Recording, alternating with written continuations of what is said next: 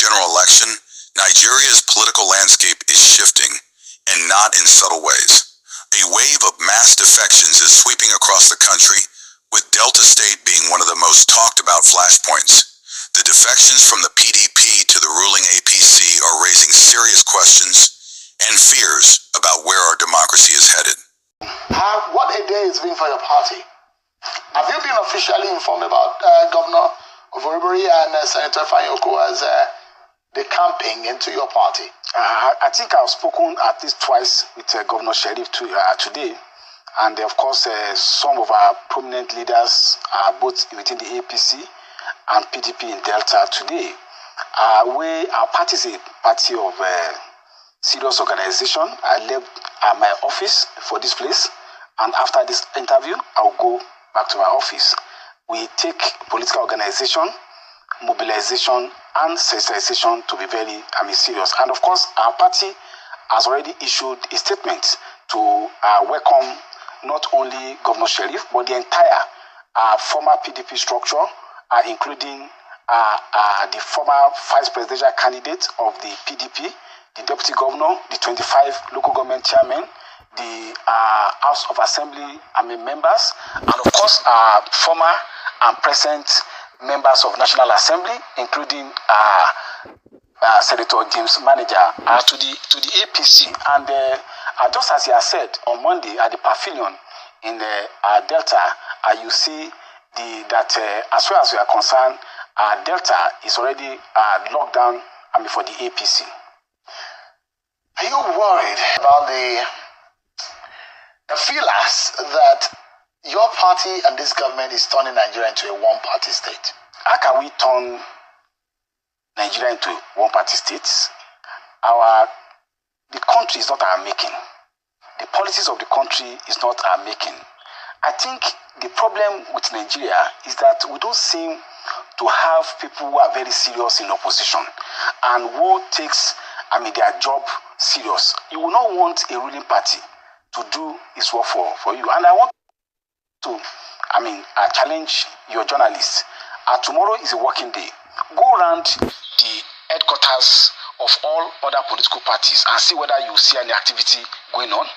One of the cardinal policies of our party when the leadership of Dr. Abdullahi Ganduje took over is that we want to have a functionally efficient party structure in every ward, local government and states in Nigeria. And that we are doing. We cannot do the work of opposition for them.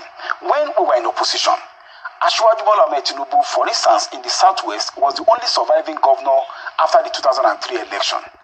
Even with what somebody was saying about harassment, the now NSA said that then Governor Bola Tinubu was the most investigated governor by the EFCC. After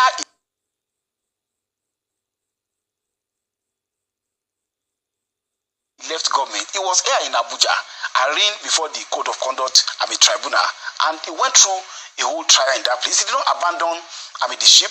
Rather, we were moving from one state to the other, try to expand the scope of our activity. But the allegation is that your party is using the power of state and security agencies to hound opposition voices.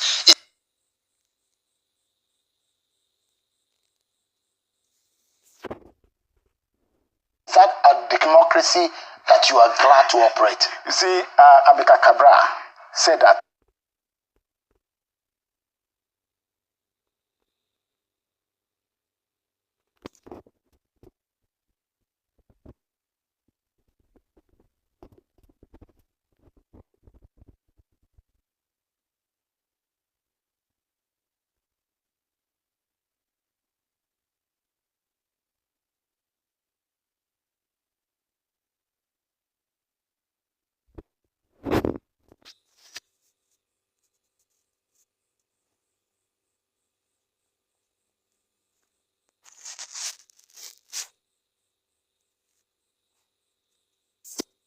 when you are as an opposition party, you begin to lie to yourself as to what is wrong with your party and lay the blame on what did not exist. I'll give you some factual background to show that it's a lame excuse to talk about harassment.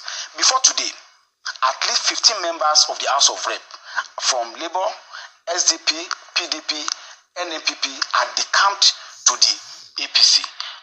Some of them are first-timer. And do they even have any problem with the FCC? Have they even served for 2 years? And 3 senators, including the late Ifeanyi, are also decamped to the APC. Today, Honorable Wole Oke from Uriadi Obokun constituency has also decamped. All these people, do they have any problem with FCC or ICPC? It's not the case of Alaska. Now, it's not uncommon for politicians to switch parties in Nigeria. In fact, it's become almost predictable. But the scale and timing of these defections, especially from strategic opposition strongholds like Delta, suggests something more calculated, something that looks a lot like power consolidation from the top. Many are now asking, are we witnessing the slow march toward a one-party state? Earlier today, during an interview on Channels TV with Seun Akinbaloye, APC National Secretary, Senator Ajibola Basiru, dropped some loaded comments. When asked about the defections, he said, and I quote, "Delta is already locked down for the APC," and when probed further about concerns over Nigeria becoming a one-party state, his response was, "We cannot do the work of the opposition for them." Now let's pause here. First, saying Delta is locked down for the APC doesn't just sound confident, it sounds like conquest, and that's deeply problematic in a democracy.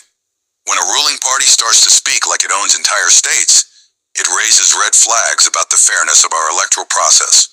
Second, his dismissal of the opposition's collapse as "not our job" might sound clever, but it ignores the bigger picture. Democracy thrives on competition. If the opposition is being weakened through federal influence or patronage-driven defections, then we're not just watching political realignment, we're watching the erosion of democratic choice. Let's be clear.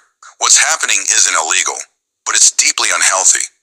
If this trend continues, we risk becoming a de facto one-party state. Elections will still happen, yes, but real power will reside in one party's hands, with opposition parties reduced to spectators. And that's not democracy, that's dominance. What happens in Delta may just be the beginning. If opposition strongholds continue to fall like dominoes, if dissent is silenced or absorbed, then Nigeria's political future might be more controlled than competitive. The big question now is, who's watching the watchers? And will Nigerians wake up before the ballots no longer matter?